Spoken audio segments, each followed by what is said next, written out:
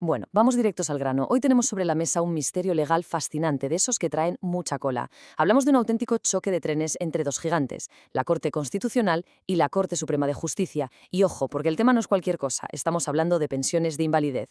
En este análisis vamos a desentrañar cómo es posible que dos altas cortes miren exactamente la misma figura jurídica y, sin embargo, saquen conclusiones y filosofías que son como el agua y el aceite. ¿Arrancamos? Para que no nos perdamos, esta es la hoja de ruta de hoy. Primero, el dilema del cambio normativo. Luego veremos qué es exactamente este principio de la discordia. Pasaremos a analizar la visión garantista de la Corte Constitucional. Después, la visión sistémica de la Corte Suprema. Y terminaremos con el inevitable choque de precedentes. Todo muy clarito y paso a paso.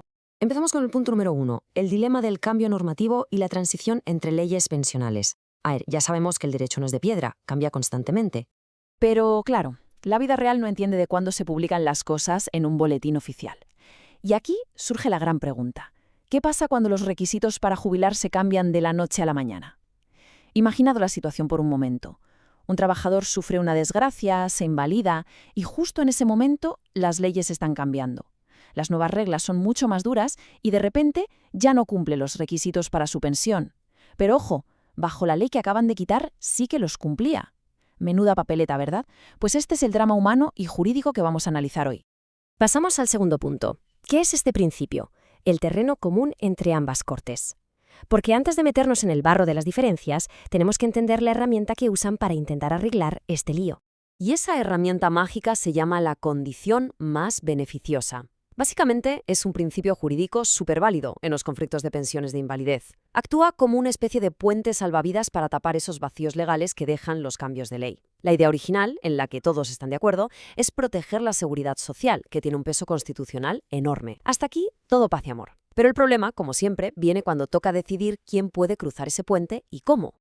Vamos al punto 3. La Corte Constitucional y su visión garantista en la sentencia T-295 de 2015. Aquí es donde empezamos a ver las filosofías en acción.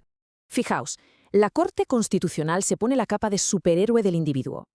En esta sentencia no tratan el principio como un mero trámite técnico. ¿Qué va? Lo ven como una protección directa e irrenunciable del afiliado, amparada por el artículo 53 de la Constitución. La estrella de la película aquí es la expectativa legítima. La lógica es aplastante.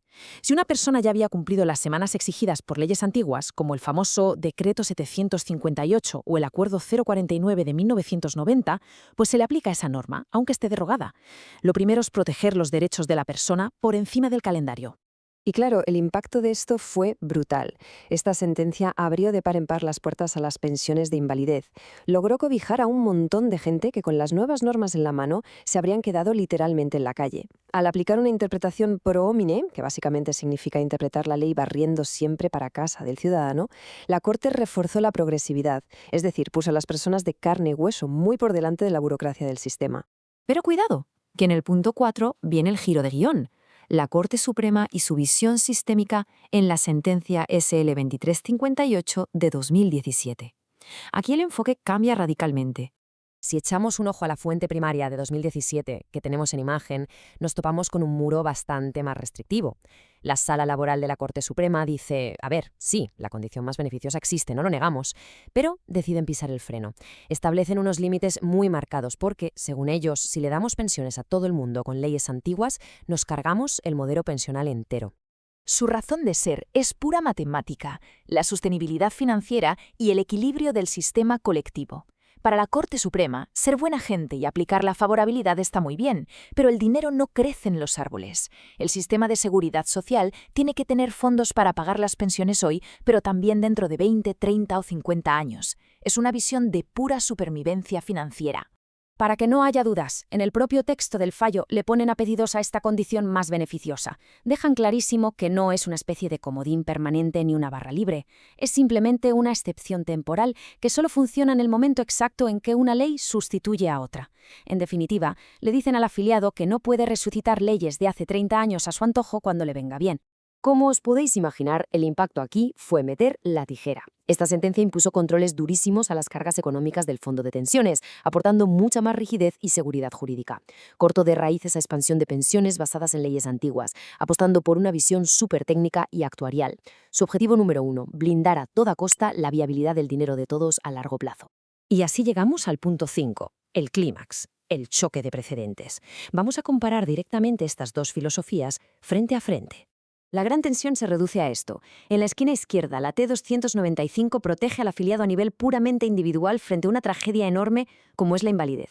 Y en la esquina derecha, la SL2358 actúa como el guardián del sistema, protegiendo lo colectivo para asegurar que la caja común no acabe en números rojos.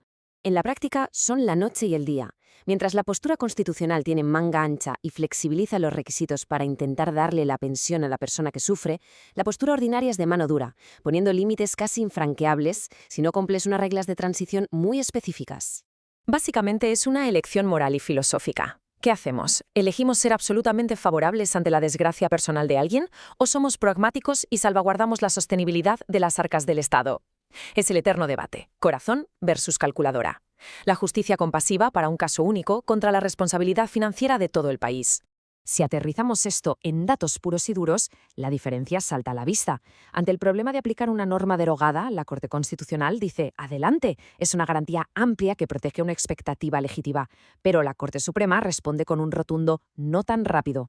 Aceptan el principio, sí, pero recalcan que bajo ningún concepto es una carta blanca absoluta ni permanente. Y este enfoque marca la decisión final.